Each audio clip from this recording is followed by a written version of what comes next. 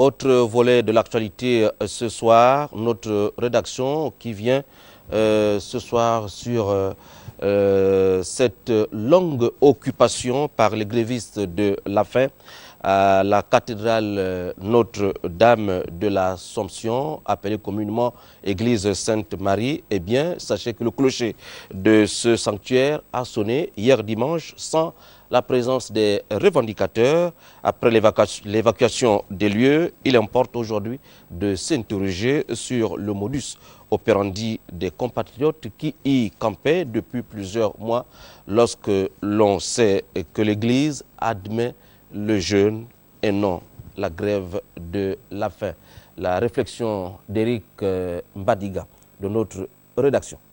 Place nette à l'esplanade de la cathédrale Notre-Dame de l'Assomption. Si chacun peut se faire une opinion, le constat est que ce lieu de culte et de contemplation spirituelle a retrouvé son calme originel après une longue occupation par une constellation de grévistes de la faim aux revendications diverses. Loin de contester la légitimité de leur cause, il va de soi que la cathédrale Sainte-Marie avait déjà des allures d'un camp de réfugiés digne de Lampedusa et commençait à menacer la stabilité sociale avec toutes les récupérations et manipulations politiques qui pouvaient en découler. L'évacuation s'est faite dans un souci d'apaisement et de recherche de solutions. Les grévistes ont eu largement le temps de se faire entendre. Leur présence en ce lieu ne pouvait par conséquent pas être ad vitam aeternam, même si l'église symbolise la vie éternelle. L'enjeu était de taille pour les grévistes, dont l'objectif était d'engendrer une lutte d'influence entre l'esprit laïque et l'esprit clérical, malgré l'indépendance du pouvoir civil face au clergé et la séparation de l'église et de l'État, ainsi que la sécularisation de tous les domaines de la vie publique.